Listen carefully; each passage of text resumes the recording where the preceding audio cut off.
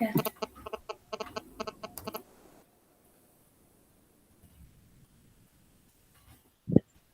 Good morning, everybody. Good morning, ma'am. Today, me and my group mates, Jabez, Jeff, Jay, and James, are going to be discussing about Rizal's higher education and his life abroad. This chapter deals with an analysis and evaluation of Jose Rizal's life, his quest for higher education and struggles, and his challenges in his life abroad.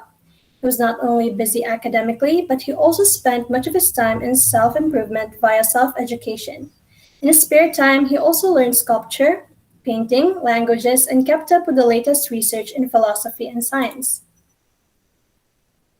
The first topic will be Jose's years at Ateneo.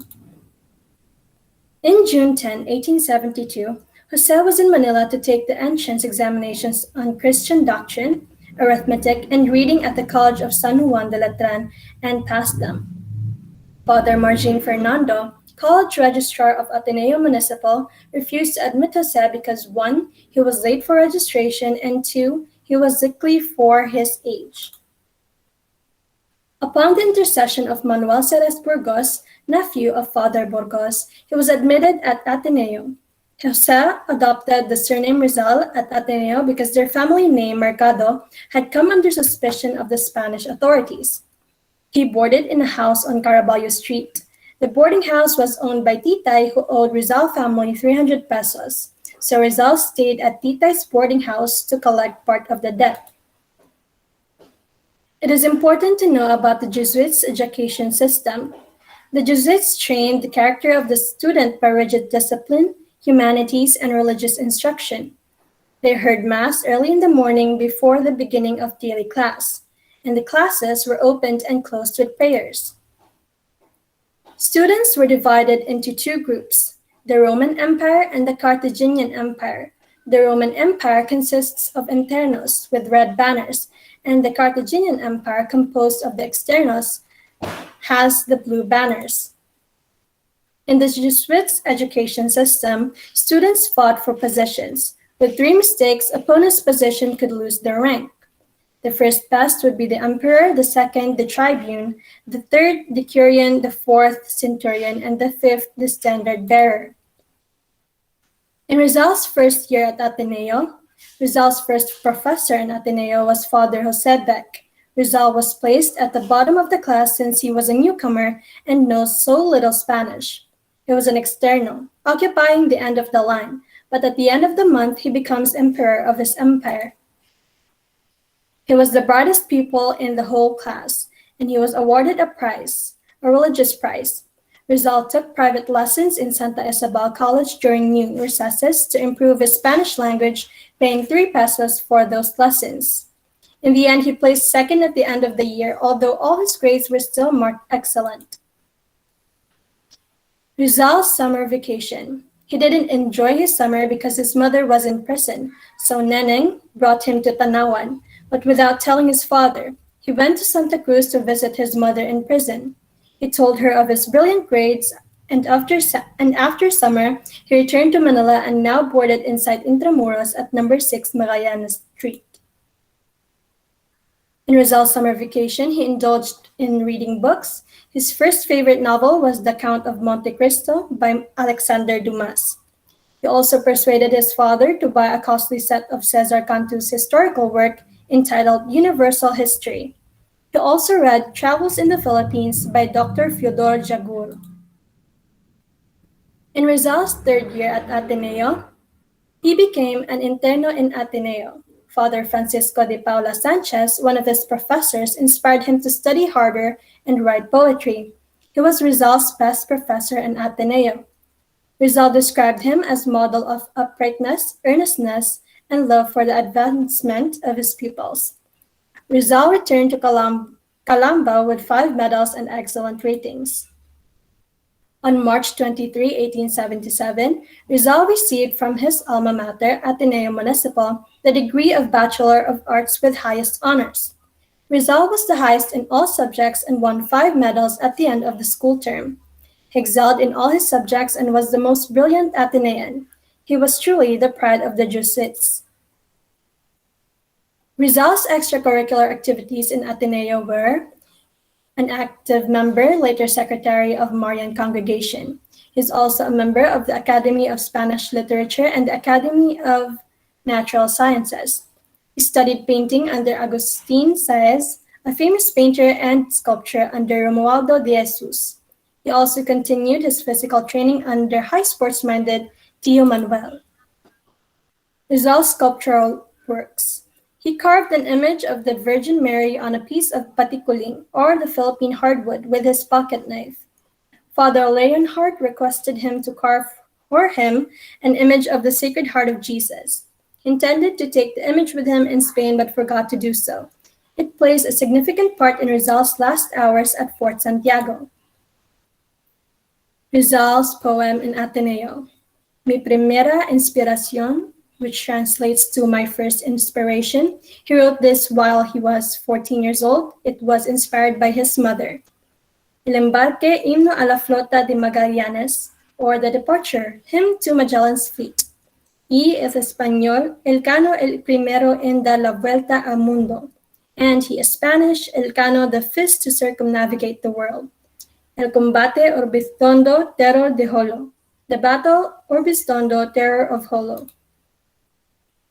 Through education, our motherland receives light. Education plays in the progress and welfare of a nation.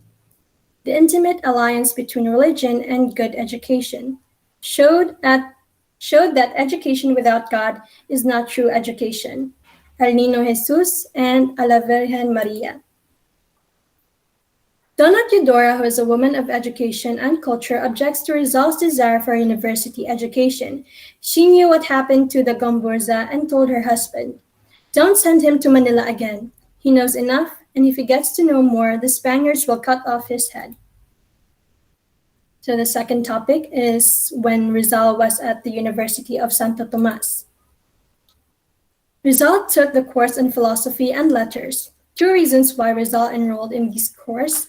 His father liked it, and he was still uncertain as to what career to pursue.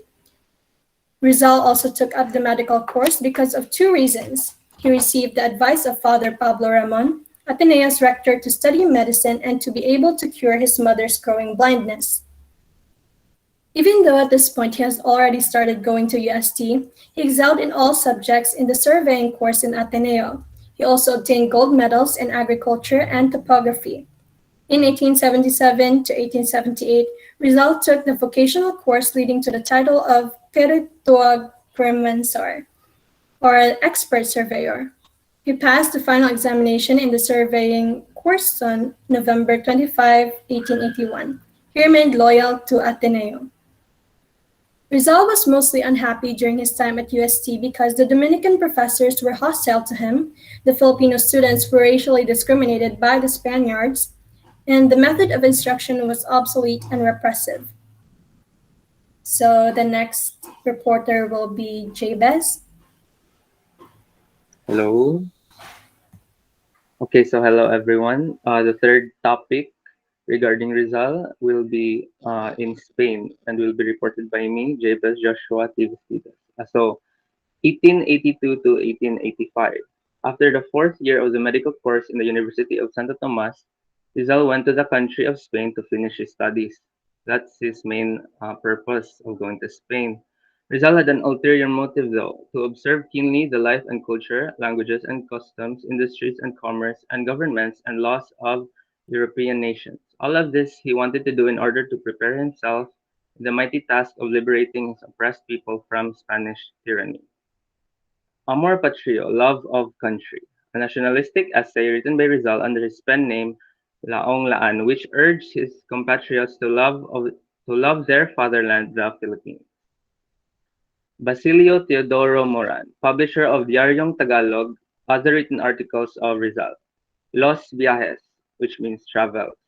Revista de Madrid, the Review of Madrid, returned to him because the Diaryong Tagalog had ceased publication for lack of funds. November 3, 1882, Rizal enrolled in Universidad Central de Madrid in two courses, medicine and philosophy and letters. Rizal led a Spartan life in Madrid. He also studied in painting and sculpture in the Academy of Fine Arts and took lessons in French, German, and English. So, Hispanic Philippine Circle. Shortly after his arrival, Rizal joined the Circulo Hispano Filipino, a society of Spaniards and Filipinos. So, this is a sort of a short society for Filipinos. They asked me for verses, me piden versos, a poem written by Rizal in response to the request of the members of the society. It is a sad poem in which Rizal poured out the cry of his agonizing heart. So it's an emotional piece written by Rizal. Rizal as a lover of books. Beecher Stowe's Uncle Tom's Cabin and Eugene Sue's The Wandering Jew aroused the sympathy of Rizal to his oppressed and unfortunate people. Rizal as a Mason. March 1883, Rizal joined the Masonic Lodge Acacia in Madrid under his Masonic name Di Masalang. Again, under his Masonic name Di Masalang. Rizal's reason of becoming a Mason: the bad friars in the Philippines, by their abuses unworthy of their priestly habit or calling, drove Rizal to desperation and Masonry. He needed the help of the Masons to fight the bad friars in the Philippines. For Masonry, Rizal was a shield to use in his fight against the evil forces of tyranny. So, short travels of Rizal. Rizal in Paris, capital city of France. June 17, 1883. Rizal sojourned in Paris. He stayed at a cheaper hotel on 124 Rue den Rennais in the Latin Quarter. There's siya nagstay. And like all tourists, Rizal was attracted by the beautiful sights of Paris. He visited important landmarks like the Place de la Concorde, Arc of Triumph, the Cathedral of Notre Dame, and others. Rizal improved his mind by observing closely the French way of life. He spent his hours in museums, botanical gardens, and art galleries. According to Rizal, Paris is the costliest capital in Europe, so it costs a lot of money. Prices of foods, drinks, theater, laundry, hotels, and transportation were too high. And two hospitals where Rizal made some observations. Laennec Hospital, where Rizal observed Dr. Nicaise treating his patients. Lariboisiere Hospital, where Rizal observed the examination of different diseases of women. So this will help Rizal in his course since he took medicine. August 20, 1883, he returned from Paris, France to Madrid and continues with his studies. Salute to Luna and Hidalgo. In the evening of June 25, 1884, a banquet was sponsored by the Filipino community to celebrate the double victory of the Filipino artists in the National Exposition of Fine Arts in Madrid. Luna's Spoliarium, winning the first prize, and Hidalgo's Christian versions exposed to the populace second prize. Next, Rizal was the guest speaker. It was a magnificent speech of Rizal. He saluted Luna and Hidalgo being the two glories of Spain and the Philippines. He also assailed with refined sarcasm the bigotry and blindness of certain unworthy Spaniards who could not comprehend the universality of genius. So Rizal praised the artworks, and when he finished his studies, June 21, 1884, conferred the degree of licentiate in medicine. He was not awarded his doctor's diploma, though, due to the fact that he did not present the thesis required for graduation nor paid the corresponding fees. June 19, 1885, licentiate in philosophy and letters with the rating of excellent or sobresaliente. So the fourth topic, his continued stay in Europe during 1885 to 1887. Rizal went to Paris in Germany in order to specialize in ophthalmology. This means the study of the eyes. He traveled and observed European life and customs in Paris, Heidelberg, Leipzig, and Berlin. So Paris, France. He was 24 years old and already a physician. He went to Paris to obtain knowledge in ophthalmology. In November 1885, he worked for 4 months as an assistant to Dr. Louis de Wecker, a leading French ophthalmologist. Outside of his working hours, he also found time to relax and be with his good friends, like the Pardo de Taveras, Juan Luna, and Felix Recepcion Hidalgo, at the studio of Juan Luna. He improved his painting techniques. He became a model to Juan Luna's several paintings in the home of the Pardo de Tavera. Rizal played the flute. He admitted that he had no natural aptitude for music. During his stay in Heidelberg, Germany, in February 1886, Rizal left Paris and went to Germany. He arrived in Heidelberg, a historic city in Germany famous for its old university and romantic surroundings. He lived near the University of Heidelberg and worked as an assistant to Doctor Otto Becker at the University Eye Hospital. Outside his apprenticing hours, he also listened to lectures delivered by Doctor Becker and Professor Wilhelm Kuschny. April 22, 1886, Rizal wrote a touching poem entitled To the Flowers of Heidelberg. Okay, so during his stay in Germany, Rizal went to Wilhelmsfeld, a mountainous village near Heidelberg where Rizal spent his summer vacation. Rizal went to Leipzig. He stayed there for 2 months doing a lot of writing and translating. Berlin, Germany. In November 1886, Rizal arrived in Berlin. He was enchanted by the city because of its scientific atmosphere and the absence of racial prejudice. Dr. Fyodor Hagor. Rizal met for the first time this celebrated German scientist, traveler, and author of Travels in the Philippines, a book in which Rizal read and admired during his student days in Manila. So, in Berlin, Germany, Rizal became a member of the Anthropological Society, the Ethnological Society, and the Geographical Society of Berlin, upon the recommendation of Dr. Hagor and Dr. Mayer. Tagalische Verkunst Tagalog Metrical Art, Rizal wrote this scholarly paper in German which he read before the Society in April 1887. This paper was published by the Society in the same year and elicited favorable comments from all scientific quarters. The Nole Me Tangere came off the press. The title Nole Me Tangere is a Latin phrase which means touch me not. Nole Me Tangere are words taken from the Gospel of St. John. Rizal dedicated his Nole Me Tangere to the Philippines, to my fatherland. It contains 62 chapters and an epilogue. Maximo Viola, the savior of Nole, he gave him the needed funds to publish the novel. So, Nole Me Tangere was published in Berlin. Grand Tour, Germany to Italy. May 11, 1887, Rizal and Viola left Berlin by train going to Dresden. May 13 to 16, 1887, Rizal and Viola went to Leitmeritz, Bohemia, to visit Professor Blumenschmidt, a kind-hearted old Austrian professor who became a dear friend of Rizal. With Professor Blumenschmidt as their guide, Rizal and Viola visited the churches, the residence of the bishop, and other important buildings in the city. From May 20 to 30, 1887, they visited other cities in Europe like Prague, Vienna, Queen of Danube, Linz, Rainfall, Munich, and Nuremberg. They visited museums, magnificent buildings, cathedrals, and beautiful sights. June 2 to 3, 1887, stayed at Schaffhausen, Switzerland, Geneva. This Swiss city is one of the most beautiful cities in Europe, visited by world tourists every year. June 19, 1887, Rizal treated Viola to a blowout. It was his 26th birthday. Rizal and Viola spent 15 delightful days in Geneva. June 23, 1887, Viola and Rizal parted ways. Viola returned to Barcelona where Rizal continued to tour in Italy. June 27, 1887, Rizal reached Rome, the Eternal City, and also called the City of Caesars. After this, Rizal prepared to go back to the Philippines. And that is all for my part. Thank you. Hello, everyone.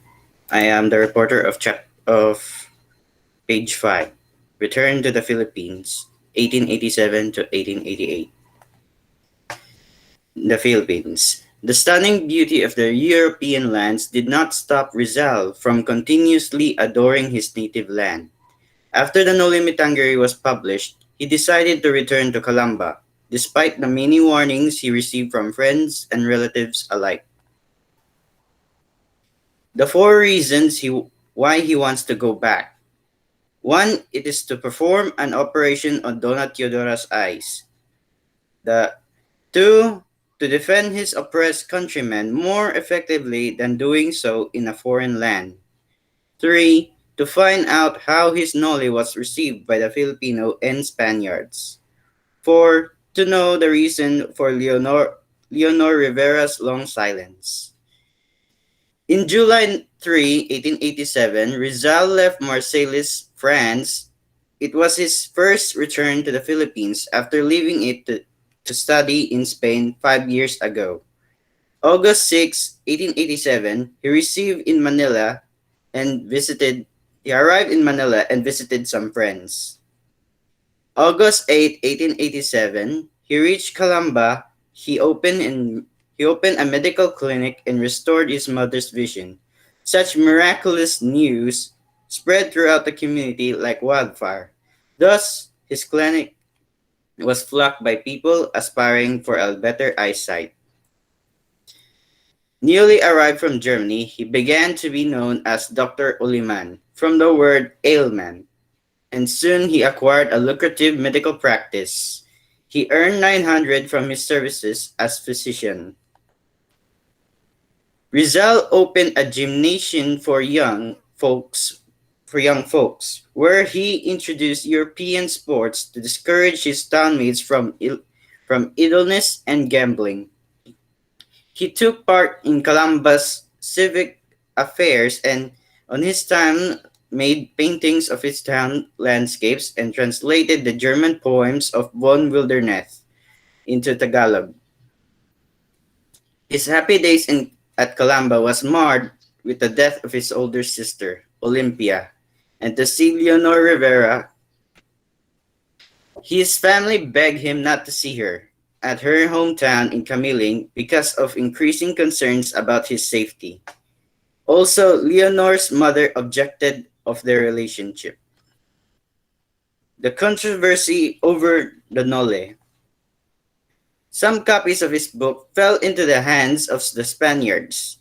They found the novel heretical, impious, and scandalous in the religious order and anti-patriotic, subversive of public order, injurious to the government of Spain and its function in the Philippine Islands in the political order.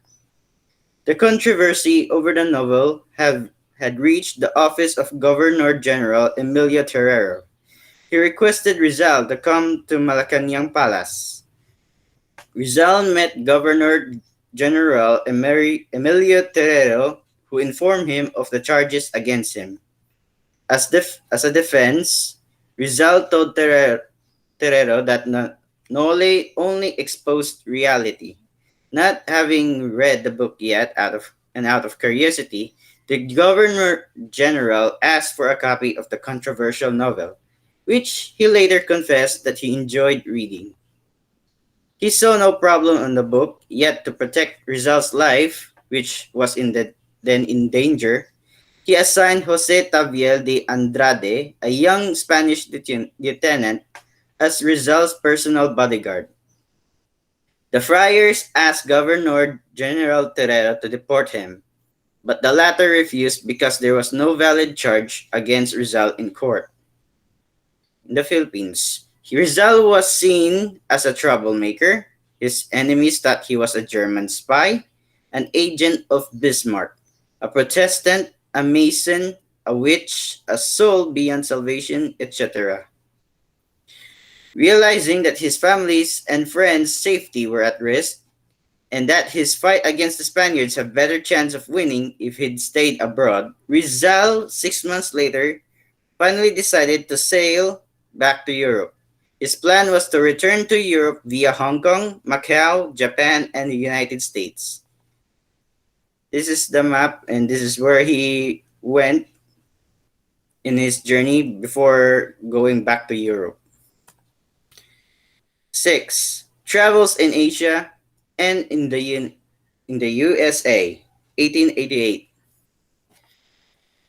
First trip to Hong Kong and Macau. On February 3, 1888, with a heavy heart, Rizal left Manila for Hong Kong. His powerful enemies refused to give him peace and quiet. Anonymous letters with threats of his life were sent to his parents' house in Calamba. On February 8, 1888, Rizal arrived in Hong Kong and he was welcomed by Filipino residents. Jose Sainz de Veranda, Terrero's former secretary, followed Rizal in the said British colony and was believed to be commissioned by the Spanish authorities to spy on the hero. While in the Hong Kong, Rizal engaged in cultural activities. Among the experiences while he observed were the Chinese way of celebrating their New Year, which included making noise and exploding firecrackers to drive away evil spirits. Chinese laureate parties, where they serve many different types of dishes. In Macau, on February 18 to 21, 1888, Rizal also visited Macau, a Portuguese colony near Hong Kong. He was invited to stay at the residence of Don Juan Francisco Lecaros, who was a former Filipino delegate of the Spanish Cortes. For two, for 2 days, Rizal enjoyed being a tourist and visited different cultural places, which included churches, botanical gardens, theaters, and the Macau Casino. February 28, 1888, Rizal arrived in Yokohama. The next day, he went to Tokyo and stayed at Tokyo Hotel for 6 days. Shortly after his arrival, Juan Perez Caballero, secretary of the Spanish legation, visited Rizal at his hotel, who later invited him to live at the Spanish legation. Rizal was impressed with the scenic Japan and had keenly observed the life, customs, and culture of the people. The things which favorably impressed Rizal in Japan were the beauty of the country, the cleanliness, politeness, and the industry of the Japanese people. On May 4th, 1888, Rizal arrived in San Francisco and registered in the Palace Hotel and stayed for 2 days. He was able to see places such as Sacramento, Reno, Nevada, Colorado, Nebraska, Chicago, Albany, and on May 13th, he reached New York. He visited he visited the scenic and historic places. Rizal's impressions of America, the good impressions, the drive and energy of the American people, the natural beauty of the land, the high standard of living, the opportunities for better life offered to poor immigrants, the bad impressions, the lack of racial equality. America is the land par excellence of freedom, but only for the whites. That is the end of my report.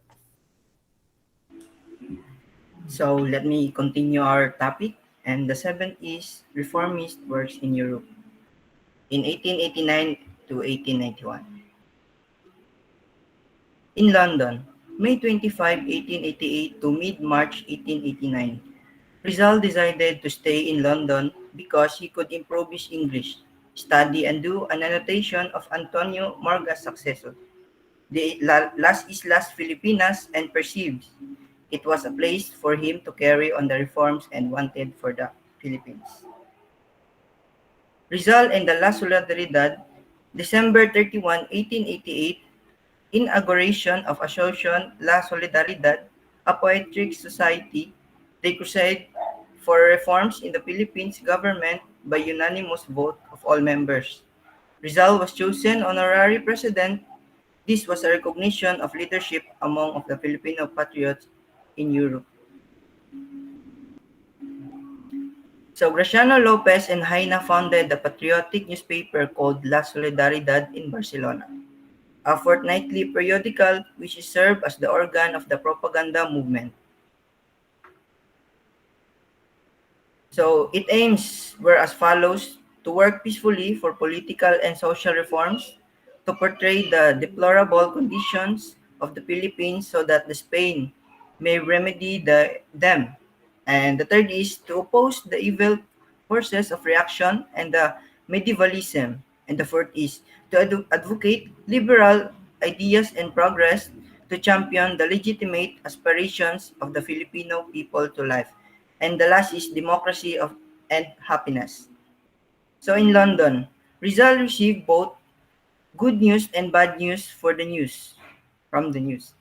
So the good news that Reverend Vicente Garcia was defending his Nole from the attacks of the friars. So, on the other hand, the bad news were that the Filipino signatories of the petition of 1888 and the tenants of the Calamba agrarian trouble were facing persecution, that his brother-in-law Manuel T. Hidalgo and Mariano Herbosa were exiled to Bohol and has denied Christian burial, so respectively, and his friend Laureno Biodia, a UST medical student, was imprisoned for possessing some copies of his Nole. So it was mid-March 1899, Rizal decided to move to Paris. He noticed that Parisian life was different from the life he experienced in London. It was a city bursting with merriment, exciting events, and unending social gatherings. The cost of living was also very high. So he went on reviewing and rewriting his historical annotation on De Morga's Sucesos de las Islas Filipinas. It was published on January 1890. He also wrote a satirical booklet entitled Por Telefono in answer to Father Salvation Fort, a Spanish friar who hurled attack in the Nole Mitangre and caused its banning. So he continued his studies in various languages, especially the French language, which he was able to perfect during his 10 months stay in the French capital city. Between his more serious activities, Rizal also had leisurely activities like socializing with friends in their homes.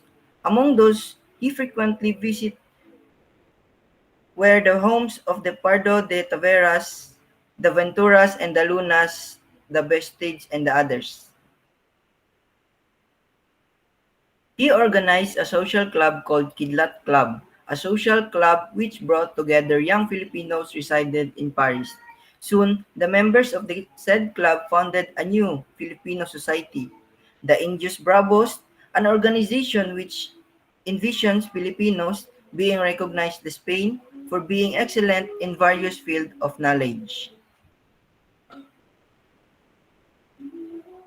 So although Rizal lived a frugal life, he prepared a sumptuous Christmas dinner for some of his friends. Shortly after New Year, he visited London for the last time. So, chill lang si Rizal. So in Brussels, January 28, 1890, left Paris for Brussels. He left the extravagant and gay social life in Paris and stay in a boarding house owned by the Jacobi sisters and Brussels. From 1889 to 1890, Rizal continued contributing for La Solidaridad under the pseudonyms Dimas Alang and Laong Laan. So among the 10 articles he had contributed below were some of the most famous and important articles were the Philippines within a century article written by Rizal which he expressed his views on the Spanish colonization in Philippines. The second thing is the indolence of the Filipinos. It is an able defense of the alleged indolence of the Filipinos. The third is the Sobre la Nueva Ortografía de la Lengua Tagala. In this article, he laid down the rule of the new Tagalog orthography. So from Calamba, Rizal received letters telling that the agrarian trouble in the province was getting worse, and such as he decided to go home. But instead of going home, a letter from Pacquiao told him that they already lost the case against the Dominicans and they were in need of a lawyer who would defend their family and the families in Calamba from Madrid. So after those, Rizal wrote a letter to Ponce. He announced that he was leaving Brussels and decided to go to Madrid because this case must be presented to the Supreme Court and he needs to pay close attention to the developments of the case. So in misfortunes in Madrid, upon arrival in Madrid, Rizal immediately sought help of the Filipino colony. the Association Hispano-Filipina, and the Liberal Spanish newspaper in securing justice for the oppressed Calamba tenants. So nothing came out of this. Several newspapers were sympathetic to the plight of the Calamba tenants, but this did not translate to any form of action. By this time, Francisco Rizal and other tenants were already forcibly evicted from Calamba by Governor General Valeriano Weyler. Their houses were burned, and more people were exiled regardless of their gender. In August 1890, Rizal attended a social reunion of the Filipinos in Madrid. After drinking so many glasses, the guests became more talkative. One of them, Antonio Luna, became drunk. So Rizal challenged Antonio Luna. It was about the latter's frustration with his unsuccessful love affair with Nelly Busted.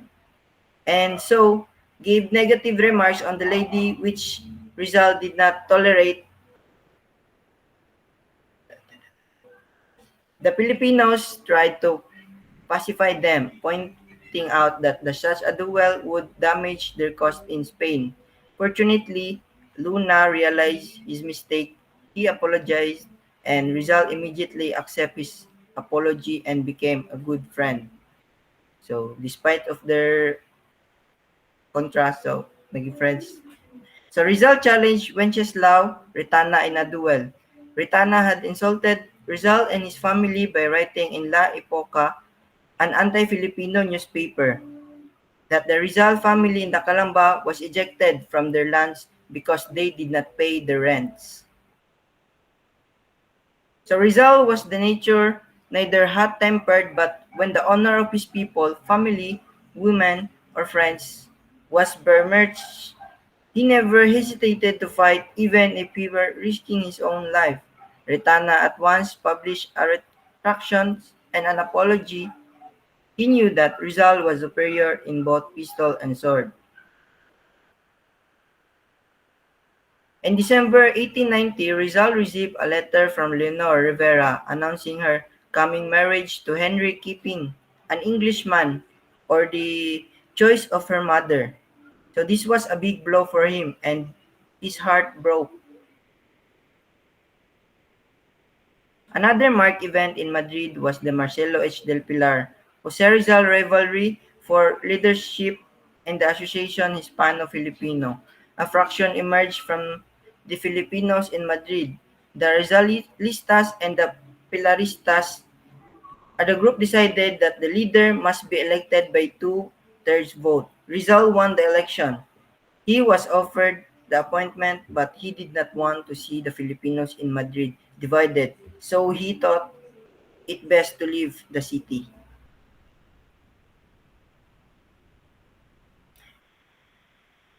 Another marked event in Madrid, sorry. So, yeah. So Rizal took a vacation in the resort city of Biarritz on the fabulous French Riviera. He was a guest of the rich Boasted family and its winter residence, the Villa Iliada. The 1 month vacation in this city worked wonders for Rizal. This is where he was able to finish his second novel, El Filibusterismo. So March 30, 1891, Rizal bade farewell to the hospitable and friendly Boosteds and proceeded to Paris by train. He stayed at the home of his friend Valentin Ventura. April 1891, Rizal was back to Brussels, where he became busy revising and polishing the manuscript of El Filibusterismo.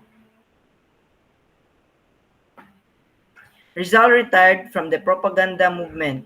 He notified the propaganda authorities in Manila to cancel his monthly allowance and devote the money to some better cause, such as the education of a young Filipino student in Europe.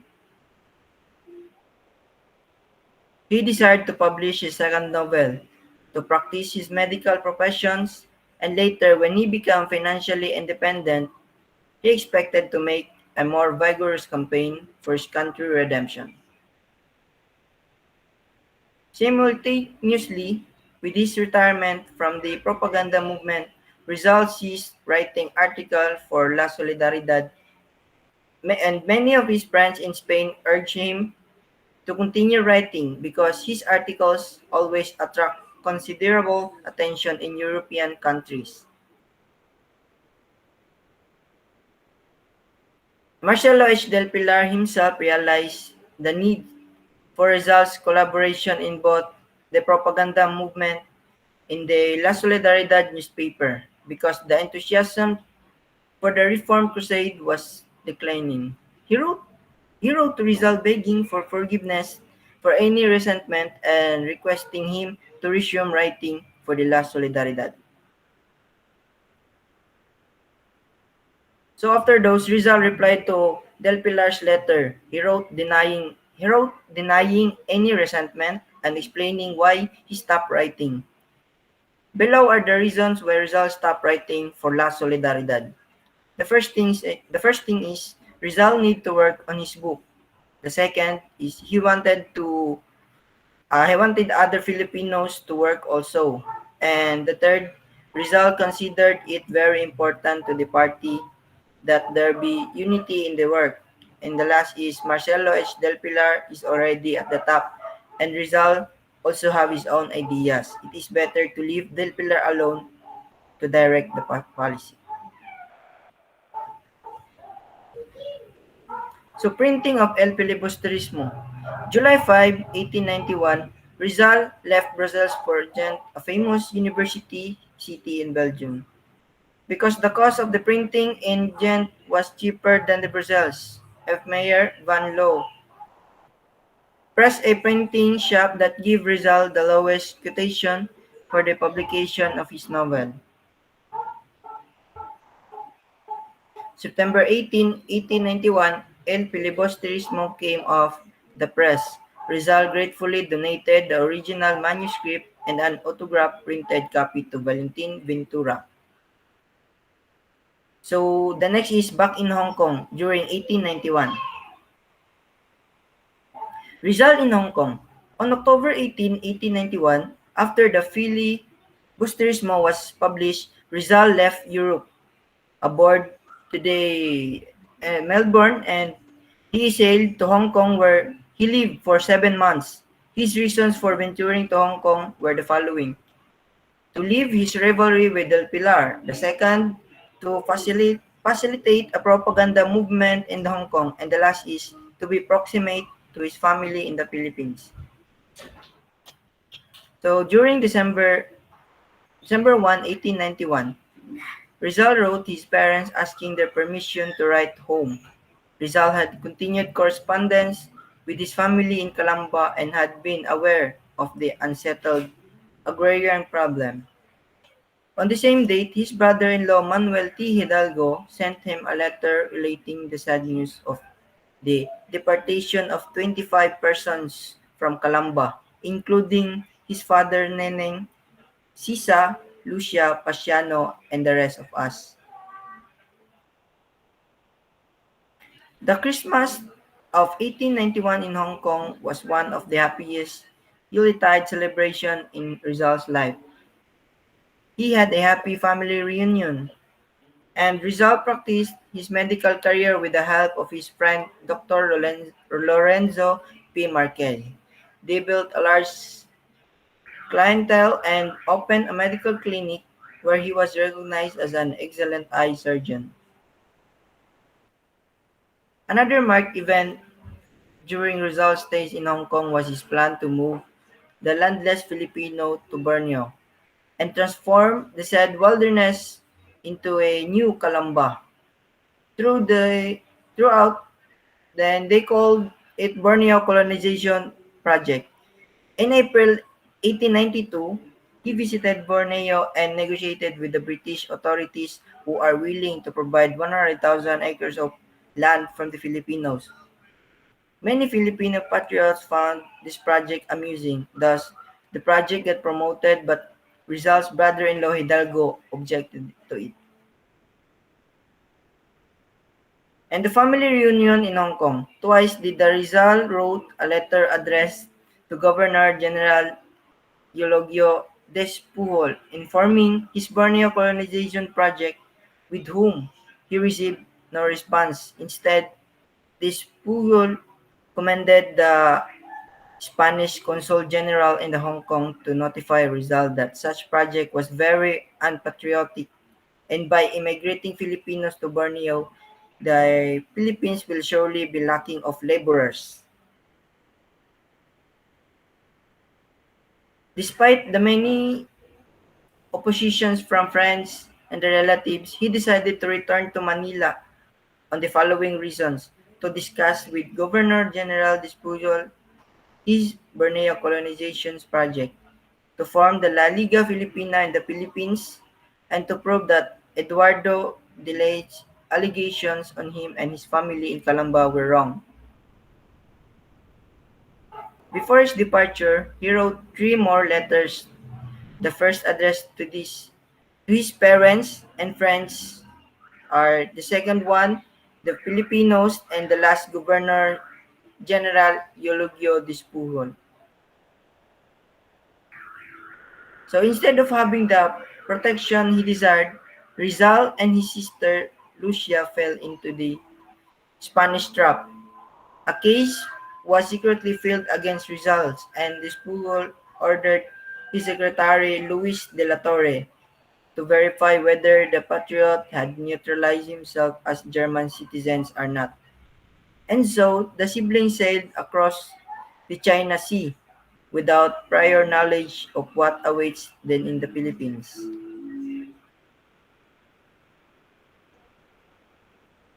Rizal's great loves. Starting from 1878, Leonor Valenzuela. Leonor Orang Valenzuela, Rizal's second object of affection is literally the girl next door. They met when Rizal was a sophomore medical student at the University of Santo Tomas. Orang, who was then 14 years old, was his neighbor. During the courtship, Rizal was said to have sent Leonor private and secret love letters, which he wrote using invisible ink made with water and salt. He was adept in chemistry too. There are, however, documents that may serve as a proof that Rizal's efforts were not effective. Some accounts says he was courting Leonor Valenzuela and his second cousin Leonor Rivera at the same time, thus the need for the invisible letters. Rivera apparently knew of this and gave way to Rivera's attraction for Rizal. When Rizal left for Spain in 1882, it was said that he said goodbye to Orang but kept in touch with the help of Rizal's close friend, Jose Chingoy Cecilio. The third love of Rizal, Leonor Rivera. Jose Rizal was never the preferred choice of Leonor Rivera's mother, who confiscated all the correspondence between Leonor and Rizal till it frittered down to zero. Rizal was 18 and going on 21 and was devoted to Leonor. Rizal really was in love with Leonor Rivera. He even invented a coded alphabet so that they could write sweet nothings to each other, or sweet things for a relationship. But soon, Leonor faded in memory. Why? Because in Europe, Rizal conveniently romanced other girls and forgot he was engaged to her. Eventually, the Leonor Rivera-Rizal engagement did not survive the long-distance romance. In the end, it turned into an idealized one, reflected as Maria Clara in Rizal's novel No Limit Tangere, a painful love match doomed to fail from the very start. Yes, count this one as real love. As an engaged couple, they showed real affection for each other while it lasted.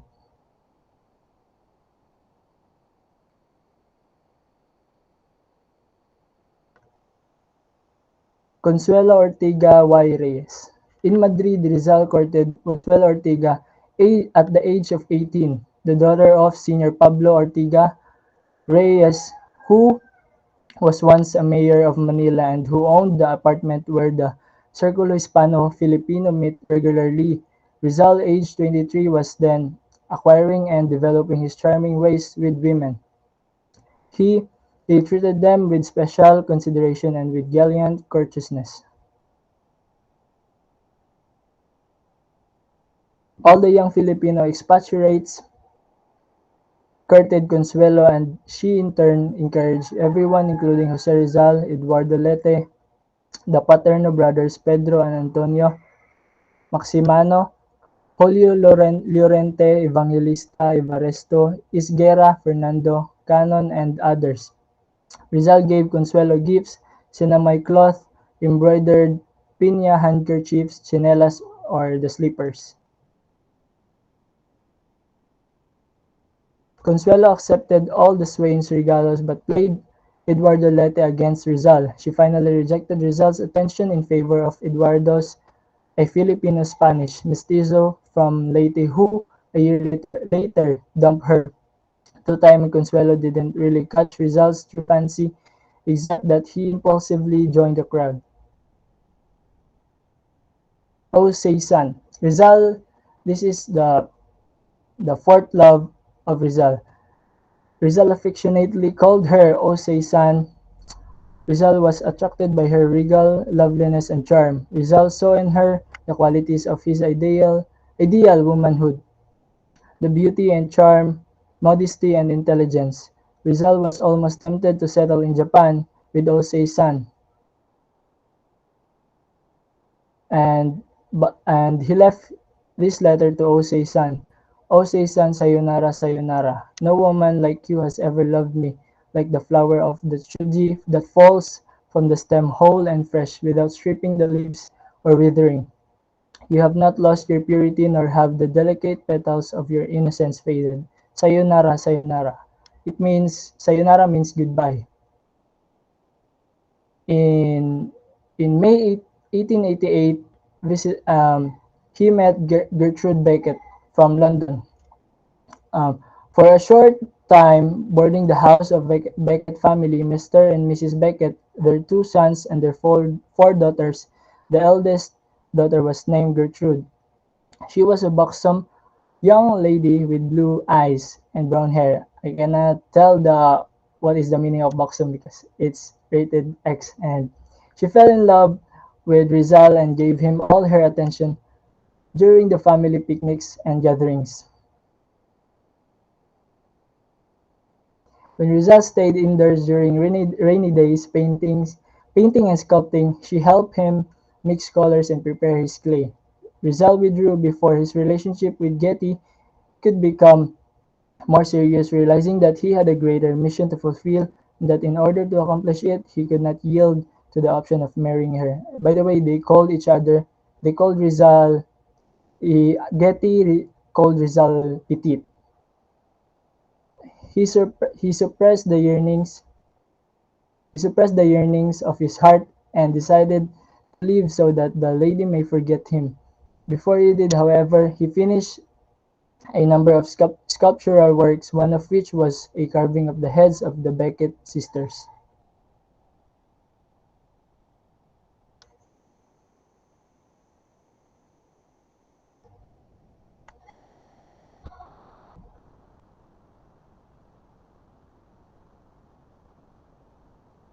Suzanne Jacobi.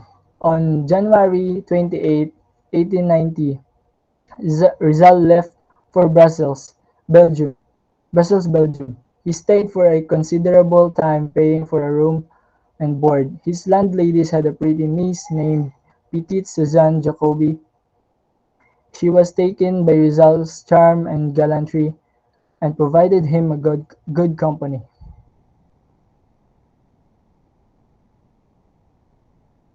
Rizal would have flirted with the lady, considering that his beloved Leonor was far away, and he was a lonely man in a strange and foreign land. But he realized he could not deceive her.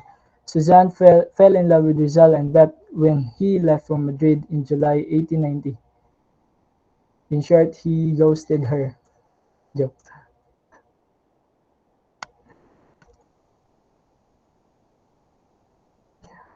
In 1891, he met Nelly Bosted. Rizal took a vacation in Biarritz in order to find reprieve from his troubles in Madrid. He was a guest of the Bosted family in their winter residence, Villa Iliada. Mr. and Mrs. Bosted had two beautiful daughters, Adelina and Nelly.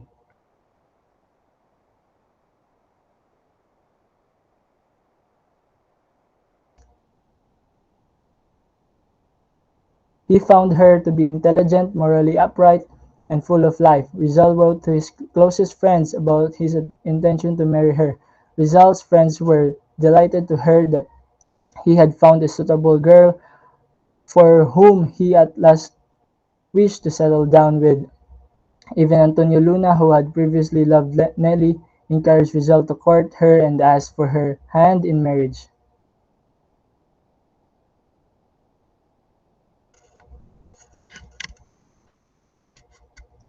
Rizal's marriage proposal failed for two reasons. First, Nelly demanded that he would give up his Catholic faith and convert to a Protestantism, which was her religion. Rizal did not like this idea. Second, Nelly's mother did not approve of Rizal as she had no desire to entrust her daughter to a man who was wanting in wealth and persecuted in his own country. In spite of the circumstances, Rizal and Nelly parted as good friends. But before all these ladies arrived in the life of Rizal, he already met his first love. Did not include it in this PowerPoint, I'm sorry. But her name was Segunda Katigbak. First love never dies, they say, unless your first love is already engaged to be married when you met. Such was the case of Jose Rizal, and Segunda Katigbak, a Batangueña whom Rizal met when he was only 16-year-old boy. The two became very close, however Segunda was already engaged to be married to a man who lived in her town, and Rizal had to stop pursuing her. Rizal, Rizal wrote about the incident 2 years later, ended at an early house. My first love, my virgin heart will always mourn. The reckless step it took on the flower-decked abyss. My illusions will return, yes, but indifferent, uncertain, ready for the first betrayal on the path of love. And that's all, classmate. Thank you for listening, and this is our 20-item quiz for you.